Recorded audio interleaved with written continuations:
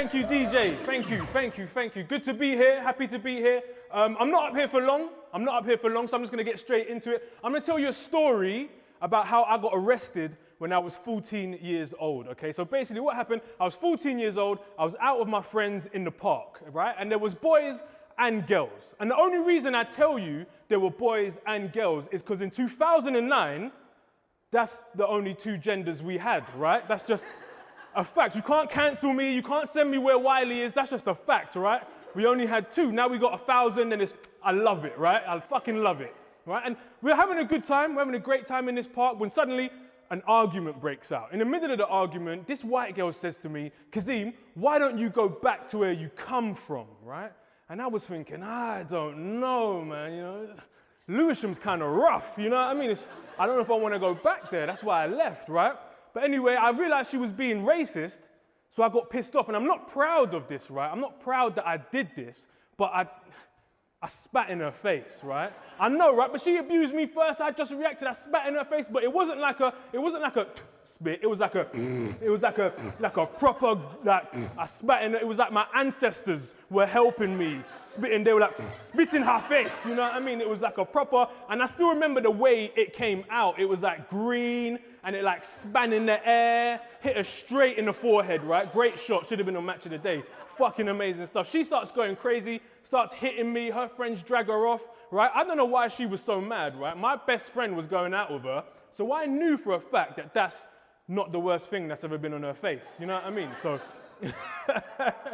and they pulled her off, right? And I was still angry that she racially abused me, so I took a £2 coin out my pocket and I threw it at her head, right? And I know that's a bad thing to do, that's a horrible, like I'm not a bad guy, I'm a good, like my mum told me from an early age, Kazeem, whatever you do, never, ever fucking waste money, right?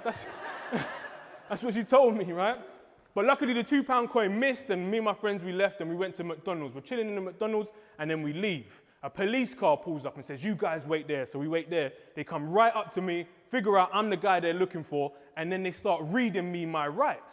And then they put the handcuffs on me and start walking me to the car. Now, when I'm walking to the car, my friends see me with the handcuffs on and they start getting hyped. They're like, free Kazeem, free Kazeem. I start getting hyped too. I'm like, done no, fuck the feds.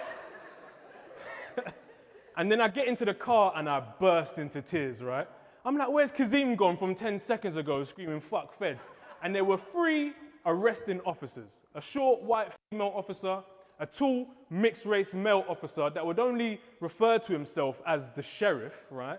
And an African male officer, and we're driving to the police station and we get there. And they start interviewing me in the car park where they park all the police cars, and it was the sheriff, right? And he was just going off on me. He did not give a shit. I was sitting down and he was just shouting at me. He was like, I know you did it. I know you did it. You're a liar. I was just like you when I was your age, and I'm the sheriff, so do you know what that makes you? And I was like, the deputy! And he was like, no. Anyway, they take me inside and they go to run my name through the system. And the white female officer is the only officer that believes my story, right? The other two, they want to throw the book at me. She's the only one. So the African officer goes to run my name through the system, and the white female officer was like, have you ever been in trouble with the police before? Don't make me look stupid. Yeah, I've got your back. I was like, no, I've never been in trouble with the police before. The African officer comes back and goes, yeah, he's wanted for ABH, GBH, and armed robbery. She was like, fuck off. He was like, I'm just joking. I went, listen, Tunde, right? This ain't the time for one of your African scams, yeah? This is my fucking life we're talking about. And they take me into the cell, and if you've never been arrested before, you won't know this, but if you have, you will know this. If you're wearing trainers, they will take your trainers away from you because they don't want you to kill yourself with the laces, right? But I was also wearing tracksuit bottoms that had the string in it, so the female officer was like, take off your trousers. I was like, whoa, we just met, right? And they put you in this white suit, and I had to sit in there until they got my nan. She was looking after me because my mum was on holiday. They bring my nan to the station. They bring me out as soon as my nan gets there. As soon as my nan sees me, she bursts into tears. So I'm trying to console her, right? I'm like, Nan, I know. I was like, another statistic. Yeah, I know. I tried to console her. I was like, it's not going to be that bad. Stop crying. Don't be upset. She was like, I'm not upset because you got arrested. I'm upset because I'm missing Coronation Street for this shit, right? And then they interview me, and we leave the station. But just before we leave, they got to charge me. They got to charge me with whatever they got to charge me with, right? So I go to the desk, and the woman behind the desk says, Kazeem, I'm charging you with common assault. And I heard that, I was like, common assault? Like, if it's that common, then, you guys aren't doing a very good job, you know what I mean?